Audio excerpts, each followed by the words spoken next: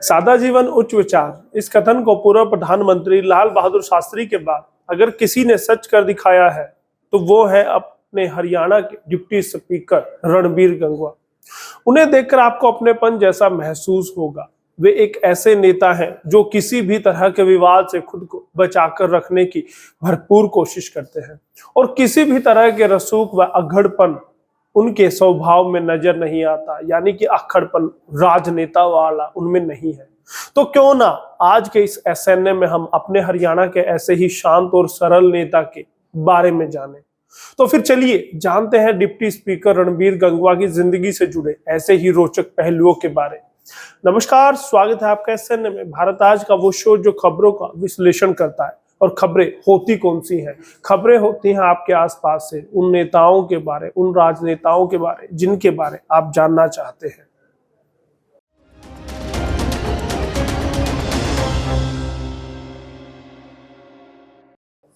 रणबीर गंगवा, जिनका जन्म 3 अप्रैल सन 1964 में हरियाणा के हिसार जिले में हुआ था, वर्तमान समय में वे 58 वर्ष के हैं। भारतीय जनता पार्टी के वे नेता हैं।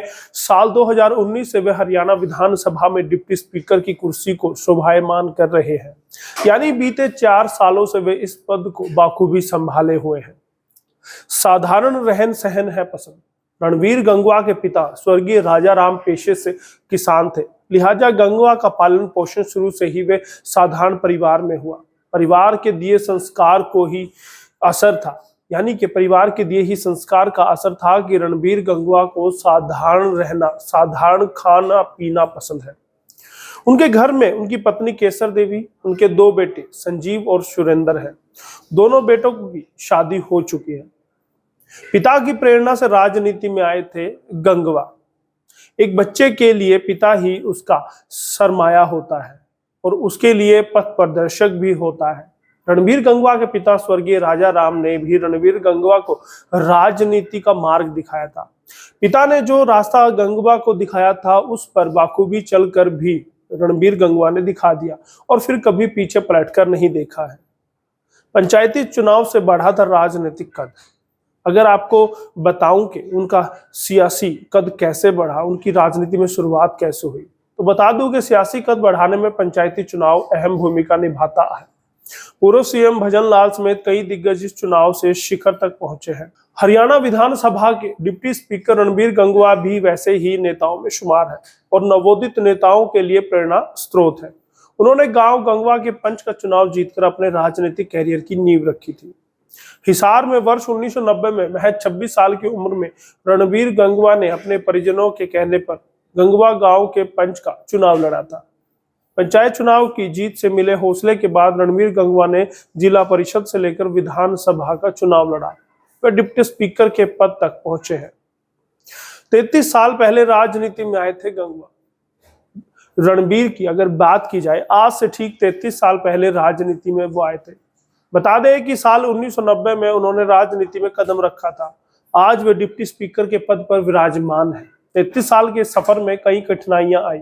राजनीति के मैदान में कई बार ढलान जैसे रास्ते भी आए, लेकिन उन्होंने हार नहीं मानी। वो लगातार आगे बढ़ते रहे। पहली बार इनेलो के टिकट पर लड़ा था चुनाव।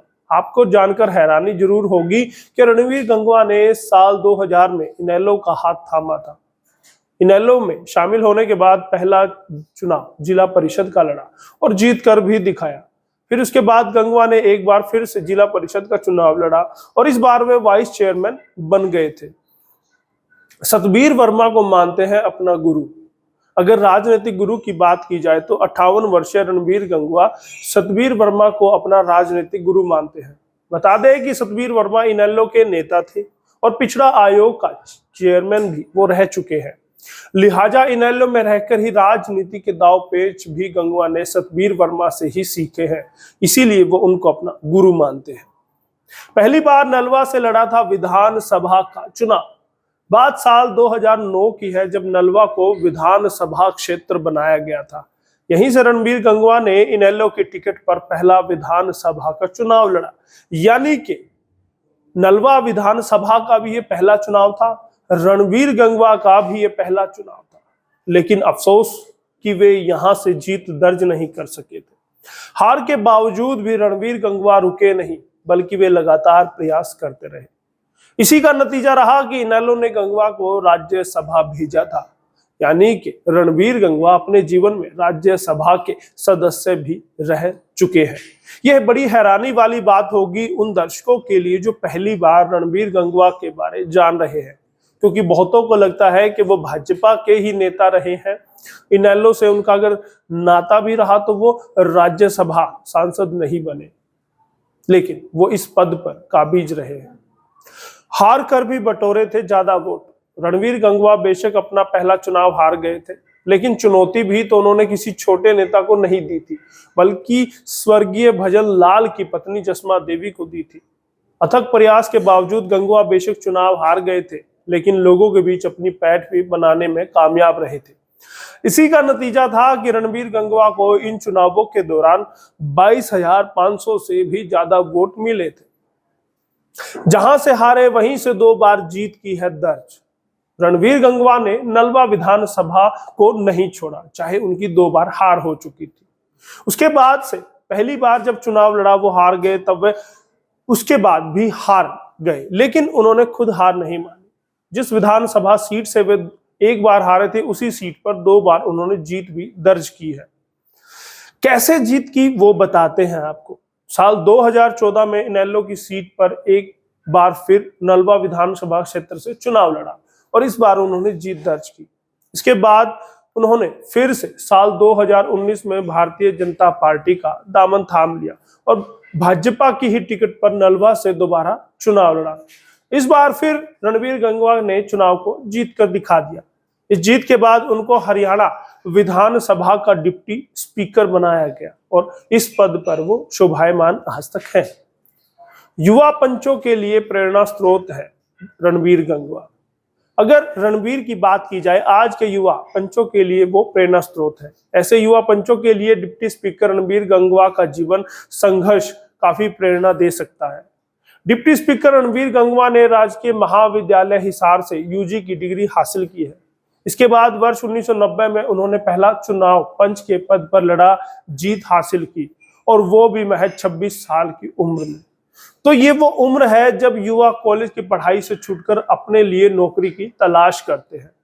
ऐसे में रणवीर गंगवा ने पंच का चुनाव जीतकर गांव की जिम्मेदारी संभालने की ठानी थी, और उसके बाद जो उन्होंने मुकाम बनाया है वो आपके और हमारे सबके सामने है। फिर उन्होंने पीछे मुड़कर नहीं देखा। जो उनके पिता ने सपना देखा था उसे उनके बेटे ने पूरा करके दिखाया। आप उनके जीवन से क्या सीख लेते हैं? क्या उनके संघर्ष को आप मानते हैं? कमेंट में जरूर बताइए। और बहुत बहुत धन्यवाद करूंगा सभी का जो हमारे सैन्य को प्यार देते हैं, इस वीडियो को शेयर करते हैं, और उम्मीद करूंगा कि इस वीडियो को भी आप शेयर करेंगे, लाइक करेंगे और कमेंट करेंगे। और दोस्तों, हरियाणा आज, भारत आज को सब्सक्राइब भी जरूर करेंगे। बहुत बहुत धन्यवाद सैन्य के लिए। यशपाल कंचन।